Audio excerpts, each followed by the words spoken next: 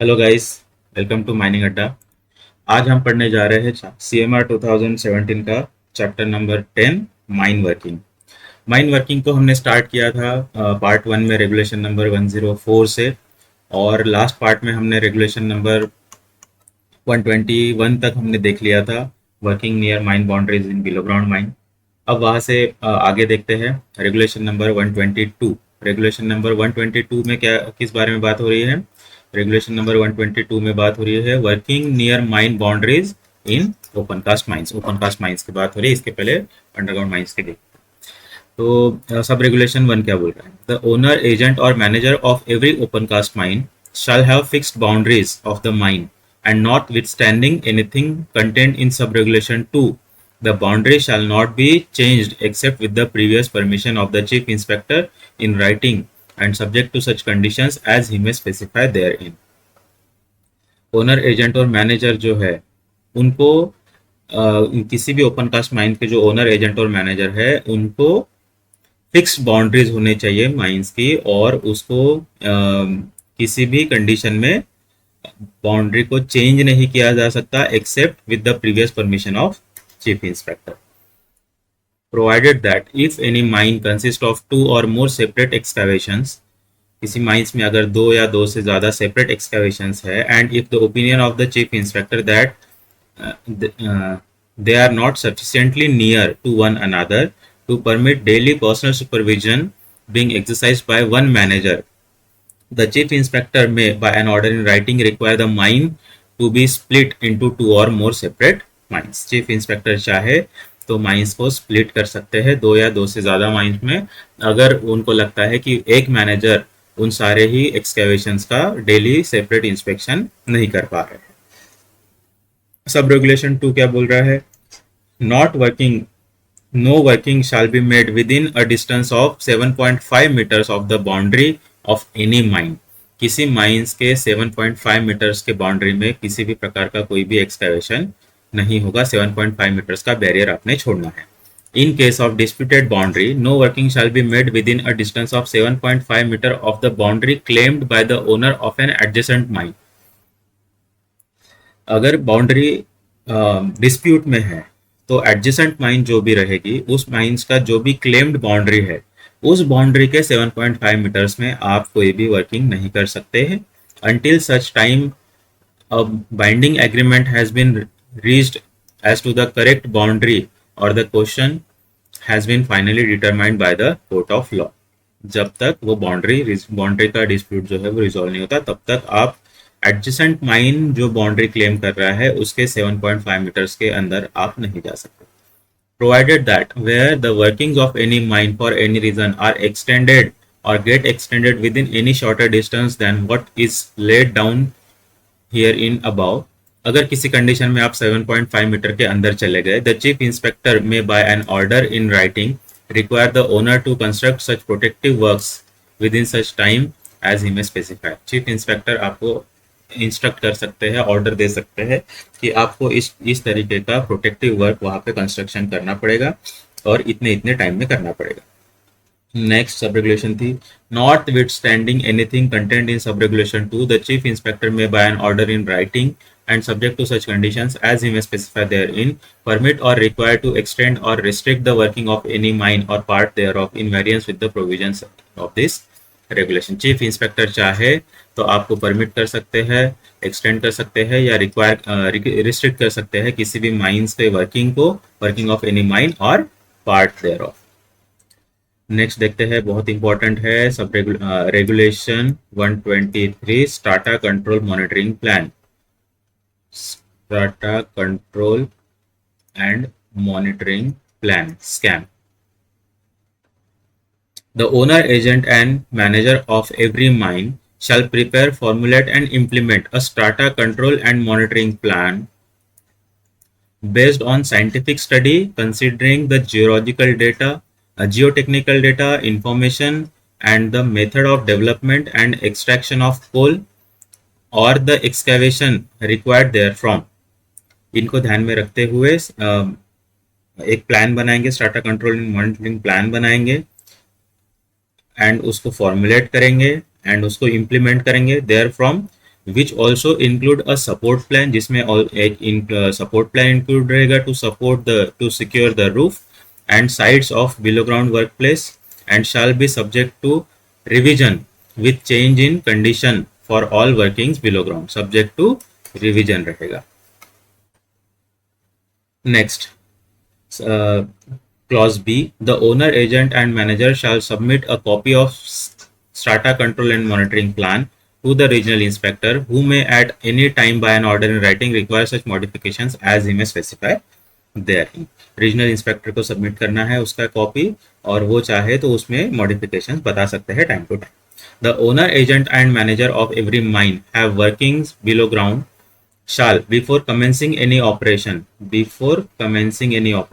frame in consonance with the strata control and monitoring plan framed under sub regulation 1 and with due regards to the engineering classification of strata, local geological conditions, system of work, mechanization and past experience, and enforce the support plan specifying in relation to each working place the type and specifications of support and their intervals. हाँ, कोई भी mine having below ground working before commencing any operation, कोई भी operation commence करने के पहले क्या बनाएंगे, एक स्ट्राटा कंट्रोल मॉनिटरिंग प्लान बनाएंगे with due regards to the engineering classification of strata, geological conditions and system of work in mechanisation, past experience and enforce the support plan. Support plan उसमें enforce करेंगे specifying in relation to each working place the type and specifications of support and their interval. ये सारी चीजें enforce करेंगे.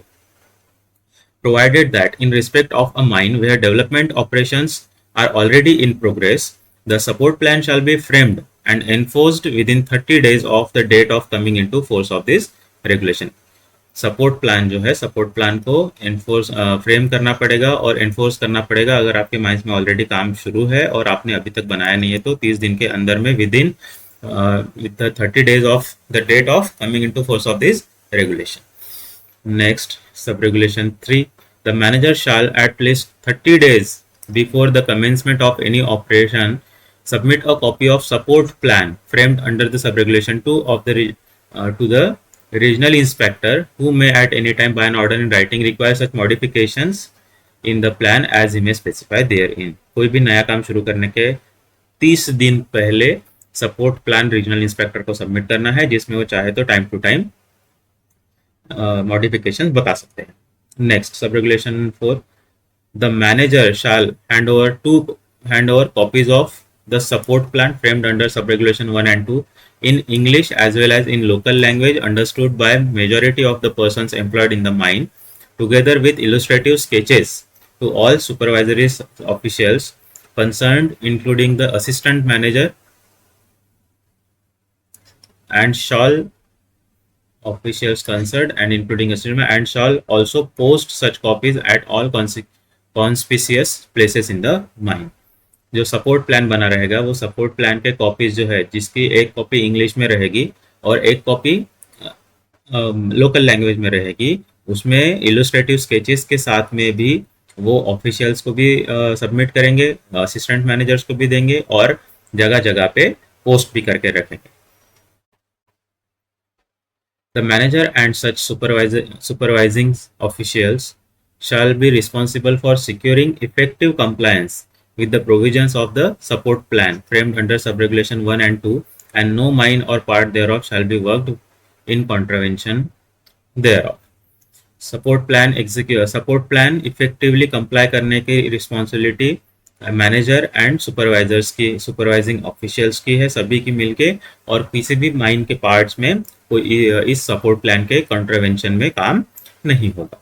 Sub regulation 6, the support plan shall include inter alia support system of monitoring of the support performance, measurement of support performance, measurement of strata behavior, resetting of supports, provision of temporary support, replacement of old support, withdrawal of supports, and clearing of falls of ground.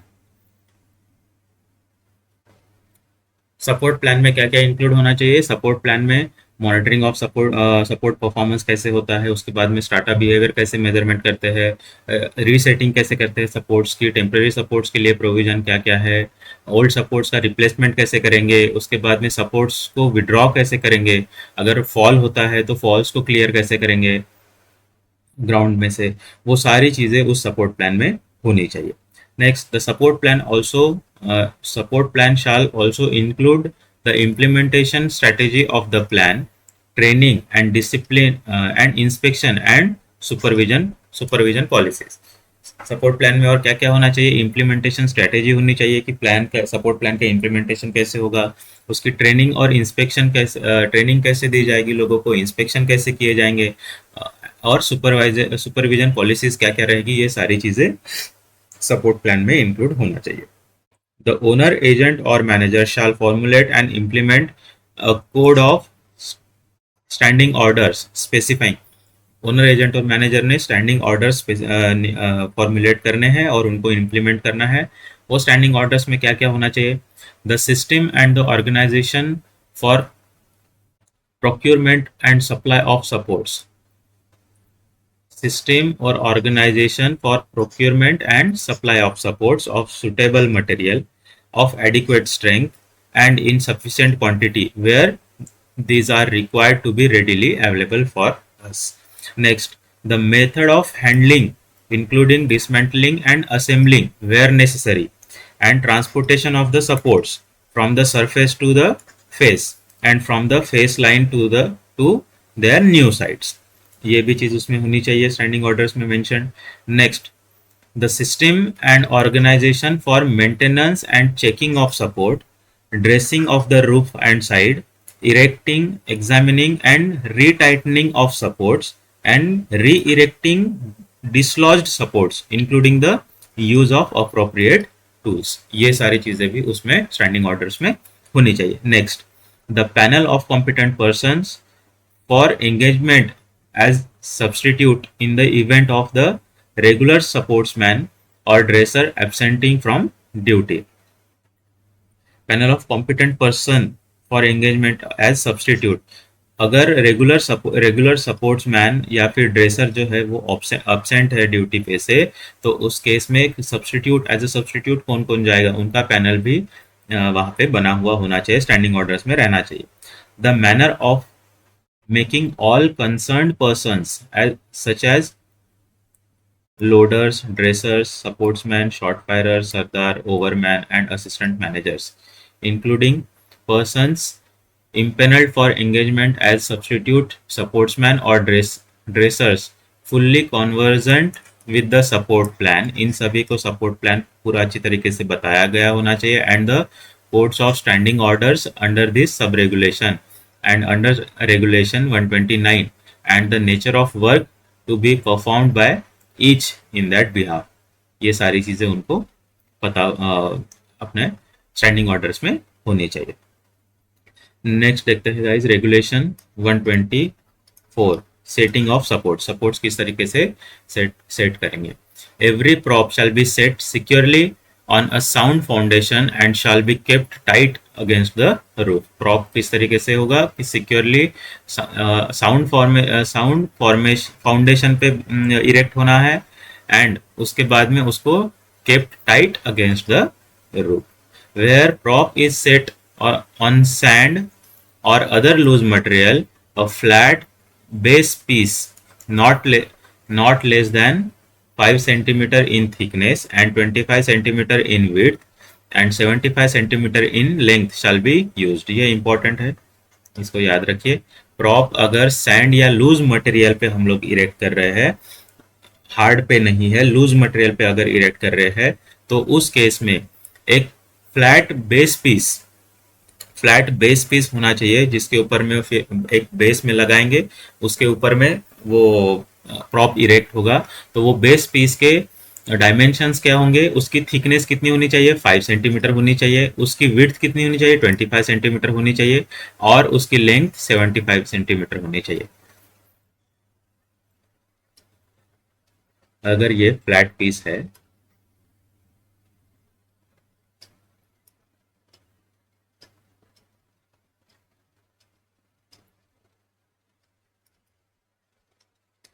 तो इसकी ये जो thickness है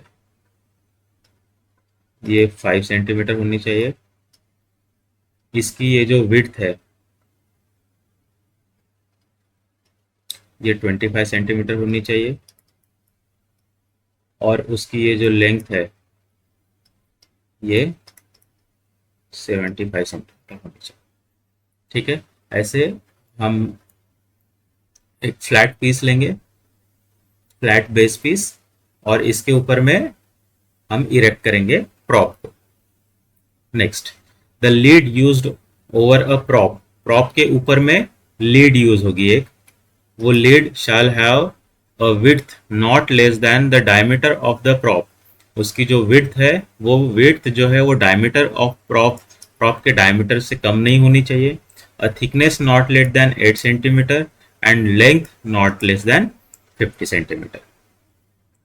Every bar set for supporting the roof of a roadway shall be set securely on props or on cogs, or shall be securely fixed on the sides of the roadways in holes at least 50 centimeter deep made in the sides of the roadways, and shall be made and kept tight against the roof, and where lagging is necessary the number of laggings shall not be less than one for every meter length, one for every meter length of the bar, and the laggings shall be made and kept tight against the roof।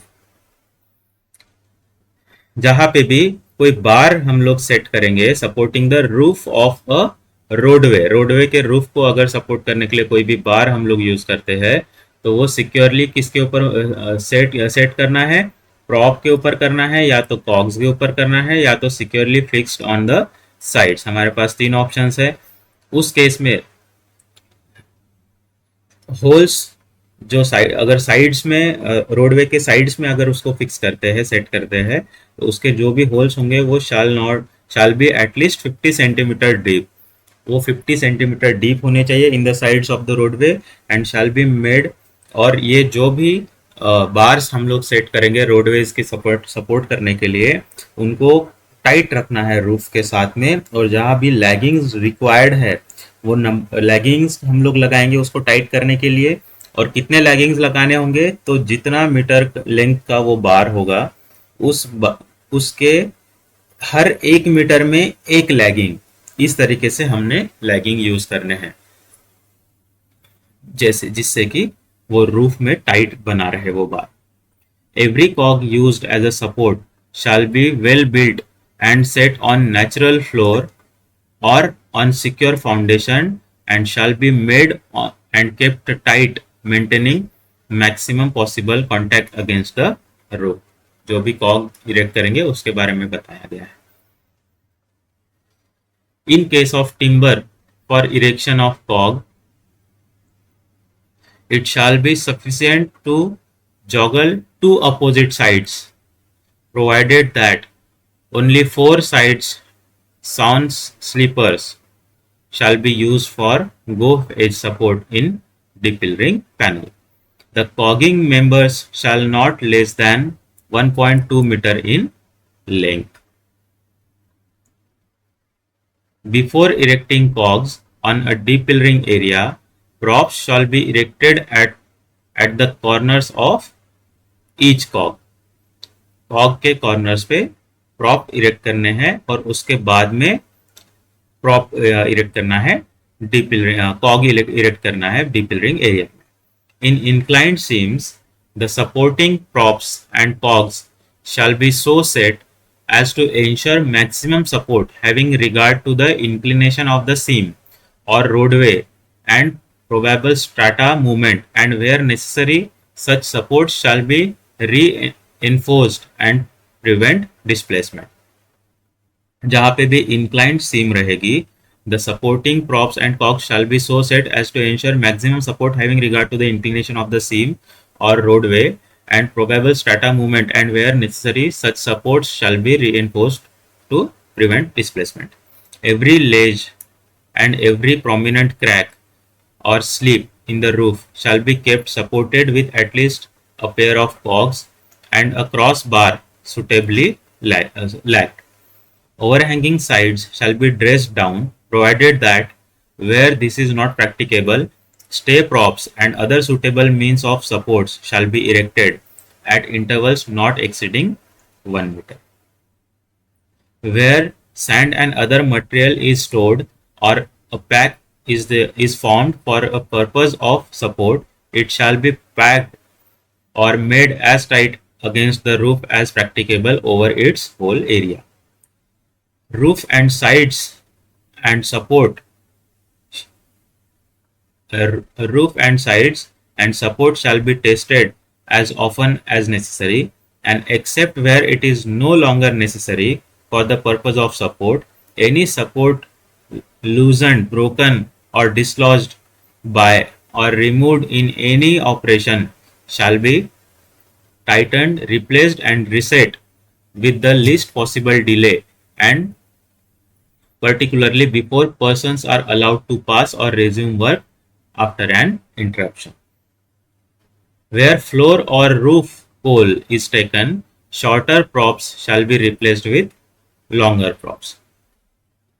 In every place wherein roof pole is taken or a fall of roof or sides has occurred, no work for cleaning the dislodged pole or the fall or any part thereof shall be undertaken, nor shall any person be allowed to pass until the newly exposed roof and sides in the vicinity thereof have been examined and made safe, if necessary, by temporary support.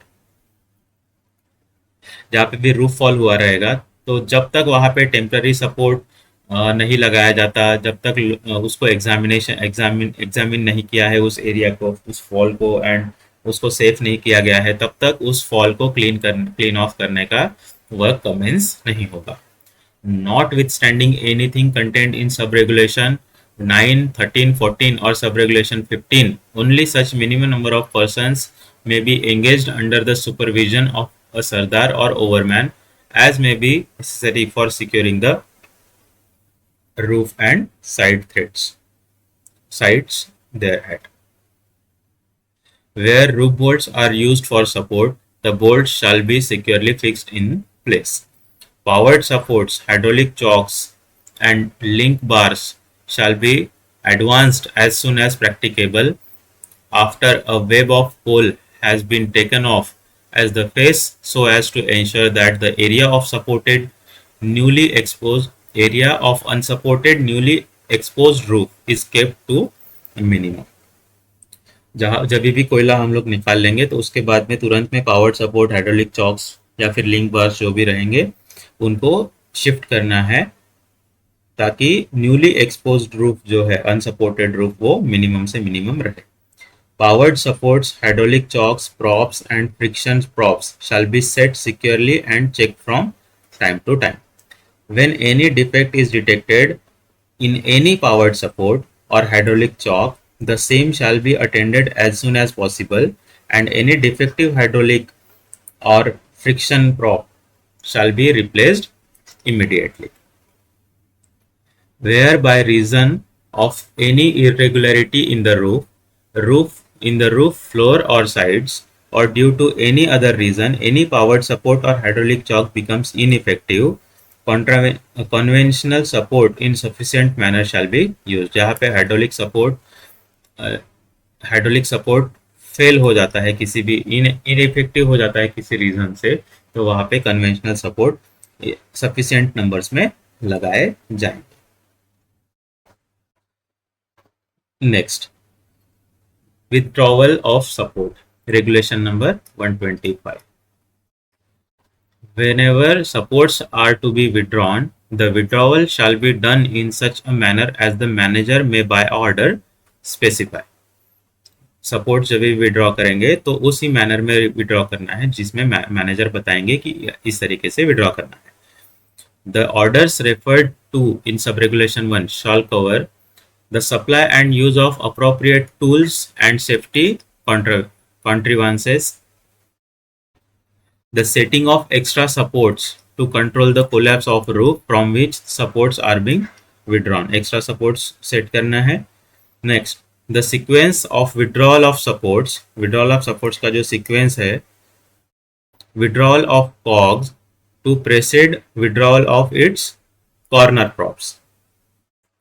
Safe positioning of the persons engaged in the operation and all the persons present nearby. Safe positioning करना है उनका persons का for the withdrawal of support. Next, training of competent persons who are interested with the operation, उनका training करना है आपने competent persons का जो जिनको ऑपरेशन में लिया गया है.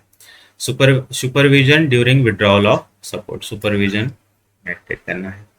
In every mine where powered supports are used, it shall be the duty of the owner, agent or manager to prepare a plan for installation of powered support and plan for their withdrawal and transport, जहां पे भी power support use किया जाता है उस mines में. The plan referred under sub regulation 3 shall be reviewed and approved with or without any necessary amendment by the regional inspector before implementation.